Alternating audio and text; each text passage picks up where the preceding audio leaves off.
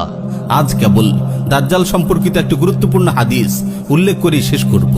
দীর্ঘ এই হাদিসটি ফাতিমা বিনতে কাইস রাদিয়াল্লাহু আনহার সূত্রে ইমাম মুসলিম রাহিমাহুল্লাহ তার সহিহ গ্রন্থে সংকলন করেছেন।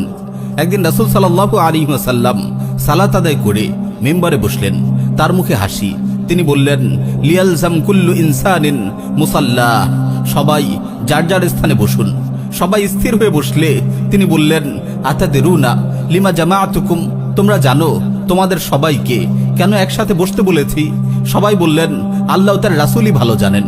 তিনি বললেন, ওয়াল্লাহি, আমি তোমাদেরকে কোনো বিষয় উৎসাহিত করার জন্য কিংবা ভয়ভীতি দেখানোর জন্য সমবেত করিনি। আমি তোমাদেরকে এই খবর দেওয়ার জন্য একত্রিত করেছি যে তামিমে দাড়ি ছিল একজন খ্রিস্টান। সে আমার হাতে ইসলাম গ্রহণ করেছে। সে আমাকে এমন একটি ঘটনা বলেছে যেটি মাসিহে দাজ্জাল সম্পর্কে আমি তোমাদের যা বলতাম তার সঙ্গে মিলে যায়। সে আমাকে বলেছে, একবার সে লাখমো জুসাম গোত্রের 30 জন লোকের সঙ্গে জাহাজে চেপে সামুদ্রিক সফরে বের হয়। সহসা একদিন সমুদ্রে প্রবল ঝড় উঠে পুরো একটি মাস তারা দিগ্ভ্রান্ত হয়ে ঢেউয়ের তালে ভাসতে থাকে। একদিন সূর্যাস্তের পূর্ব মুহূর্তে তাদের জাহাজ সমুদ্রের মাঝে এক দ্বীপে গিয়ে ভিড়ে। তারপর তারা ছোট ছোট নৌকায় বসে ওই দ্বীপে প্রবেশ করে। জাহাজ থেকে অবতরণ করা মাত্রই প্রচুর লোমযুক্ত এক অদ্ভুত প্রাণীর সঙ্গে তাদের সাক্ষাৎ ঘটে। অত্যধিক কেশ দিয়ে সারা গা ঢাকা থাকার কারণে প্রাণীটির অগ্র পশ্চাৎ কিছুই বোঝা যাচ্ছিল না। তারা বলল, হতভাগা, কে তুই? প্রাণীটি বলল, আমি গুপ্তচর। তারা বলল, গুপ্তচর মানে? প্রাণীটি বলল, হে লোকেরা, তোমরা আশ্রমে ওই ব্যক্তিটির কাছে চলো, কারণ তিনি তোমাদের সংবাদ জানার জন্য অধীর আগ্রহে অপেক্ষারত।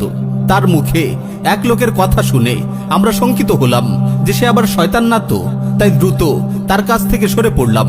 আমরা আশ্রমে ঢুকে এক অতিশয় দীর্ঘাকৃতির লোককে দেখতে পেলাম, যার 2 হাঁটুর মধ্য দিয়ে উভয় হাত ঘাড়ের সাথে একত্রিত করে লোহার শেকলে বাঁধা। আমরা তাকে বললাম, তোর সর্বনাশ হোক, কে তুই?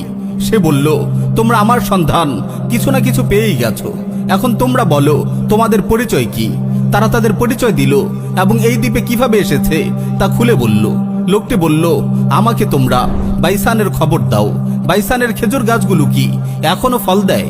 তারা বলল, হ্যাঁ। সে বলে, সেদিন বেশি দূরে নয় যেদিন গাছগুলোতে কোনো ফল ধরবে না। বাইসান বর্তমান ইসরায়েলের উত্তর জেলার একটি শহর। আশ্চর্যের বিষয় হলো, বর্তমানে বাইসান শহরে সত্যি সত্যি খেজুর গাছে ফল ধরছে না। এরপর সে বলল, আমাকে তবারিয়া উপসাগরের খবর দাও, সেখানে কি এখনো পানি আছে? তারা বলে, সেখানে প্রচুর পানি আছে। সে বলল, অচিরেই সেখানকার পানি শেষ হয়ে যাবে। তবারি